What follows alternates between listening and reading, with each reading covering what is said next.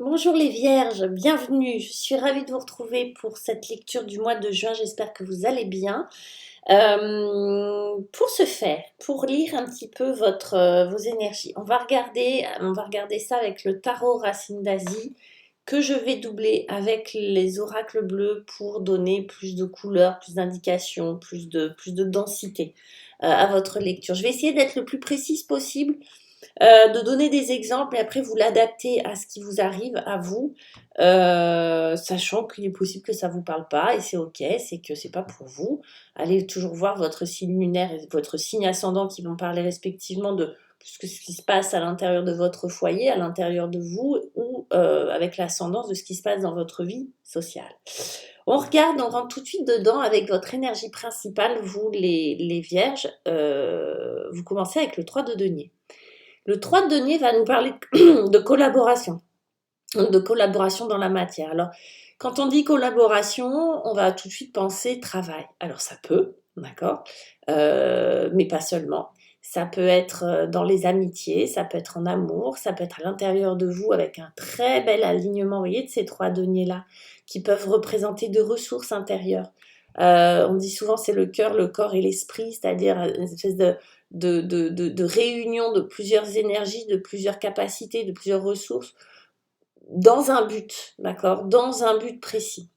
Là, j'ai l'impression que c'est une collaboration à la fois, oui, intérieure bien sûr, mais aussi extérieure, avec des personnes.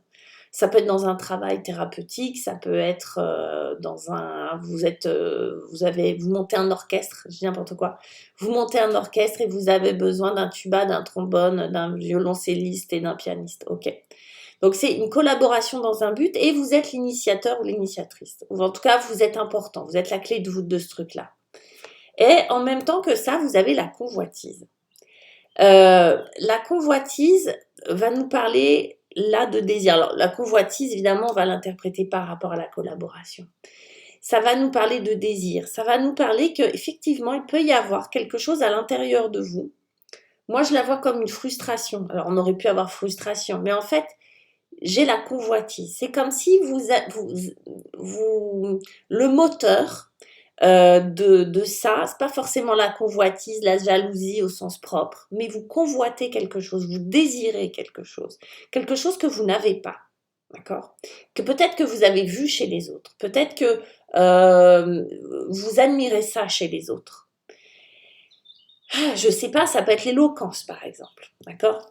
J'ai du mal à parler en public, du coup je vais faire un travail sur moi avec des coachs, des thérapeutes et je sais pas qui d'autres, d'accord? Pour obtenir cette qualité, cette capacité, d'accord? Pour pouvoir avoir moi aussi ce sentiment d'être important, d'être importante, d'avoir la reconnaissance. Et on va avoir la reconnaissance à ressort.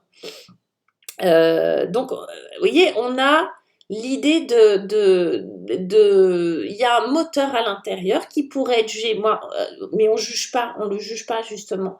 Mais la convoitise, c'est assez péjoratif. Donc, il peut y avoir une partie de vous qui est jaloux de telle ou telle situation, c'est ok, hein, d'accord?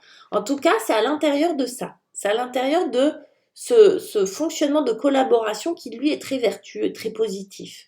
Mais peut-être qu'il y a un germe de convoitise, peut-être qu'il y a un soupçon de convoitise à l'intérieur de ça. Ok? Et on va aller voir peut-être pourquoi.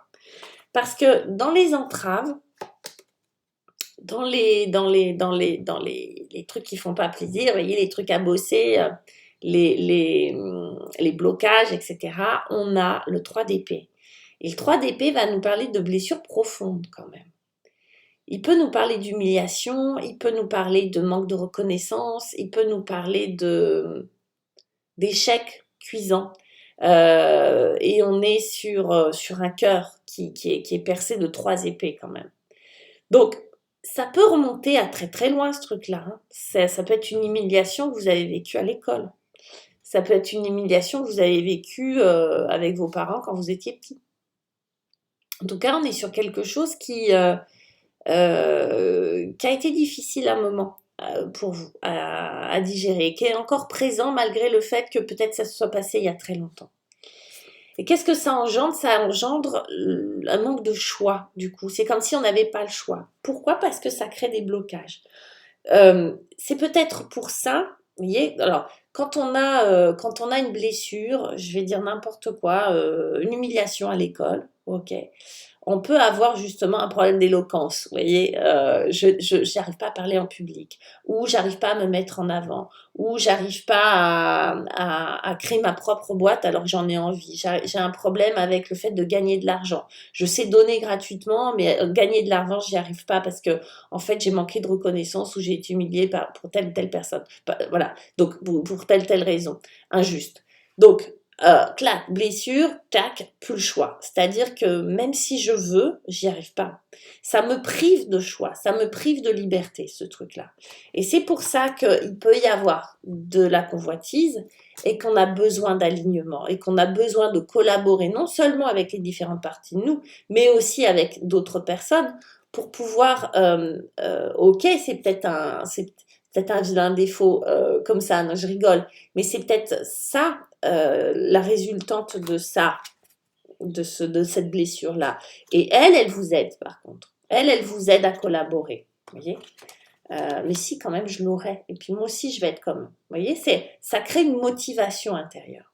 Alors qu'il y a du blocage à cet endroit-là. Du coup, tac tac. Dans les capacités, enfin dans les atouts, ce qui va vous aider, c'est le 6 de denier. Et rebelote, on est dans l'échange avec le 6 de denier. On est dans je gagne, tu gagnes.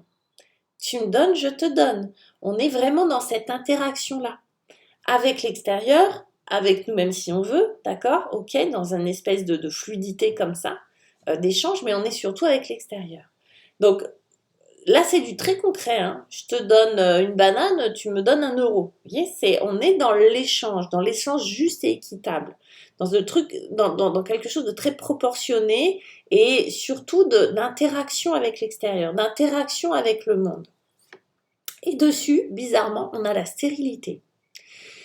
Donc, vous voyez les freins à chaque fois. C'est-à-dire qu'il y a une part de vous, et c'est là où c'est intéressant, il y a une part de vous qui est vraiment dans une espèce de communication facile, d'échange, de « Ok, je fais ça pour toi, tu fais ça pour moi, je te garde tes chats, je dis n'importe quoi, et en échange, t'iras m'arroser les plantes quand je serai pas là en vacances. » Bref, ok, d'échange, de fluidité, on sort de sa zone de confort, etc. Et en même temps, il y a cette sensation à l'intérieur de vous d'être regardé comme elle, ligoté. Ce qui crée une certaine forme de stérilité, de sensation que les choses n'avancent pas. C'est assez étonnant comment on dit souvent. Vous savez, il y a des gens qui sont très très souriants, comme ça on les rencontre, ils vont bien, il n'y a jamais aucun problème, etc. Et en fait, c'est un des masques, d'accord? Et on porte tous des masques tout le temps, en fait, d'accord? On ne peut pas être le même avec notre mari, qu'avec nos enfants, qu'avec le directeur de la banque, vous voyez, ou qu'avec... ouais. On porte toujours des masques adaptés à la situation. Et là, il y a des gens comme ça qui sont très souriants, heureux dans l'échange, etc. Et au fond, qui vivent quelque chose de très douloureux. Il y a une tristesse, au fond. Il y a quelque chose de très dramatique à l'intérieur d'eux, vous voyez. Et l'inverse est possible. Il y a des gens qui paraissent très froids, comme ça, qui à l'intérieur sont d'une grande, grande sensibilité. Bah là, c'est un peu ça. C'est-à-dire que là, chez vous, sur ce mois de juin, les vierges, il y a à la fois cette capacité à collaborer et à la fois un sentiment de pas y arriver, de stérilité, de j'y arriverai pas, j'y arriverai jamais. Vous n'avez pas l'impression de récolter les fruits de votre labeur, en fait. Ok? Pour finir, sur ce mois de juin, on va finir sur une note sympa quand même. Ça va être chouette. On a la tempérance et c'est beau parce qu'on a le temple. La tempérance arcane majeure, qui est vraiment du coup très importante hein, dans votre lecture, c'est-à-dire qu'on a la guérison, on a la paix intérieure, on a la fluidité émotionnelle, on a quelque chose, c'est cette eau qui est dans l'eau, vous savez, dans le tarot classique, on a un ange qui verse de l'eau dans une autre jarre d'eau. C'est une carte d'une extrême douceur. C'est vraiment une protection, cette tempérance. C'est vraiment cette capacité à guérir, Donc il y a une vraie guérison qui est appelée, c'est-à-dire qu'il y a des dualités. Il y a des choses très très belles chez vous là qui se mettent en place, sans doute provoquées par des blessures, ok. Et en même temps ces blessures-là vous entravent. Vous voyez, ça fait du yo-yo comme ça. Mais à la finale, il y a cette guérison. C'est parce que ça sort. Vous voyez, ça cherche son chemin. C'est comme s'il y avait des parts de vous qui cherchaient la sortie. Et ça, c'est la sortie, on va dire ça. Et du coup, on nous montre le temple. Donc, on va nous parler de spiritualité, oui. On va nous parler de votre corps, parce que n'oublions pas qu'avec la tempérance, on parle du corps, on parle de la guérison. On va parler de la guérison émotionnelle, qui va guérir aussi le corps.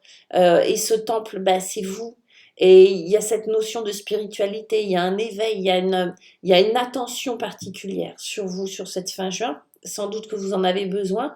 Peut-être que c'est une énergie qui vient à vous. Peut-être c'est une occasion de, je sais pas, rentrer dans une église, être seul sur une plage et recevoir quelque chose qui est plus grand que vous. Un travail collaboratif, encore une fois, avec un thérapeute, une discussion avec un ami, tout simplement. Bref, il y a quelque chose qui s'apaise et qui guérit. Et comme on a le temple, on a quelque chose évidemment oui, de spirituel. On a un lieu comme ça, comme s'il y avait un lieu ressource qui se crée à l'intérieur de vous. C'est beau, c'est chouette, c'est un parcours. Vous allez sentir que, d'un côté, je suis contente, de l'autre, non. Et puis tout ça, ça crée une espèce de sortie. C'est comme j'ai l'image de quelqu'un qui grimpe à une échelle, c'est confort, c'est pas confort, c'est confort, c'est pas confort. Puis finalement, il y a la porte de sortie qui est juste en haut. Voilà, mes très chères vierges, j'ai hâte d'avoir vos commentaires. En tout cas, bravo. Bravo, parce que c'est un beau chemin. Je vous embrasse. Je vous dis à bientôt. N'hésitez pas à liker, blablabla. Et puis, si vous souhaitez une consultation avec moi, vous avez tout ce qu'il faut dans la barre de description. À bientôt. Ciao.